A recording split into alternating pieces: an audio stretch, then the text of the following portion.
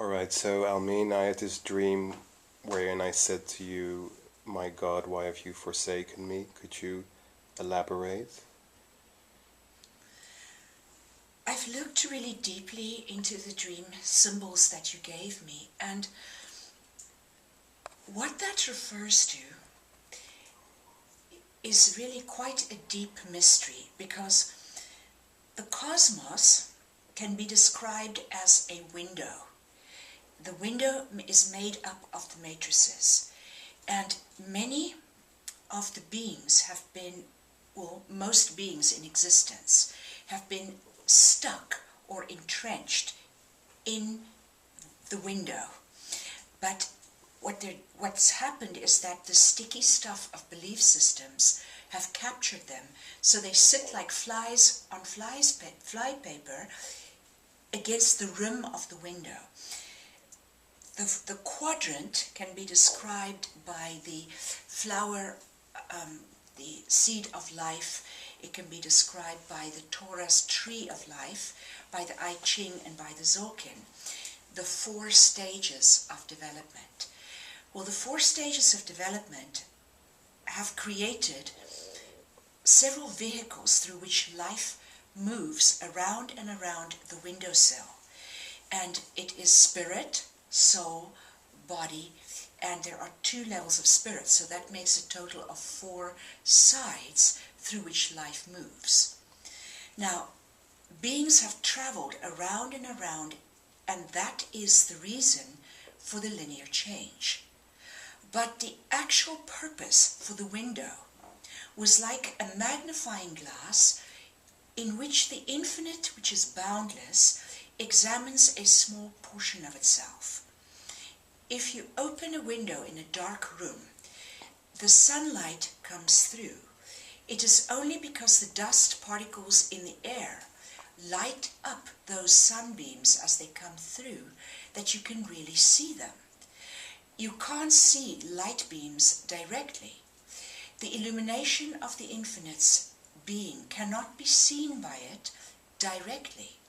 So it created individuations. The individuations they were created, but they were really not. They are eternal, but let's not go there. But the individuations are the dust particles that are the form within the formless light. And so it was meant that the dust particles, the individuations of all beings, dance their dance of their free volition. There is no right and wrong way to dance this dance, because it is beside the point. It is just out of the sheer joy of existence.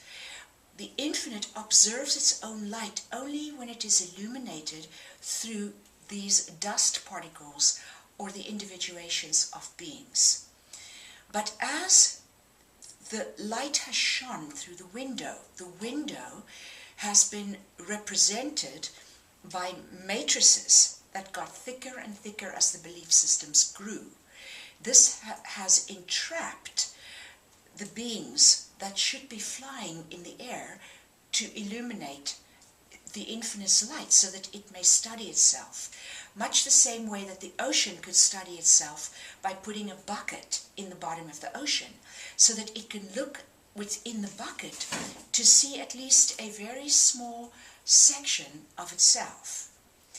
So, as we have been in this matrix, the windowsill itself and the whole experiment would have failed if somebody stepping into the matrix did not in fact make the journey around and around to all 4 sides of the window. Different beings, depending on who they are, how much of each of these sides has infiltrated them in that they believe it to be them, they have different time. They have different speeds at which they travel around and around until they can eventually find their way out of there and do what is called the eternal dance. The eternal dance is the dance of individuations within the illumination of the infinite. So I have moved around when I got into the mirrors at a faster pace than you chose to make the transitions. And as a result, it has seemed as though I have abandoned yourself and other loved ones of my own.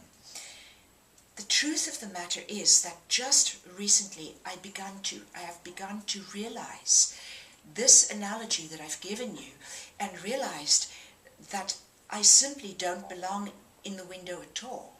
I do not belong in the spirit or the body or the soul. They are merely the vehicles that have collected the stories of the experience of the trapped particles that have had no choice but to go around and around, because to stand still was to completely lose that individuation. So I have just begun to withdraw from the games of the Matrix.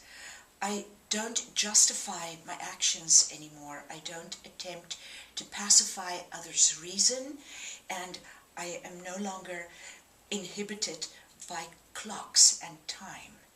And I do the best I can, it is not 100%, to say, no, that's not my reality. And to disconnect my energy entirely from body, soul, and spirit. Because beyond it lives the formlessness, and within it the formed, which is eternal and it has no beginning and no end. We can say that there has been beginnings and there have been ends because of this matrix. There always is a point at which life leaves one side of it, whether it's an individual moving from life to death or from death to ascension, but there always is a seeming ending and a seeming beginning. But in fact, when you step out of the sticky windowsill to dance in the light that shines through the window, you realize that your existence is one of endless beginnings.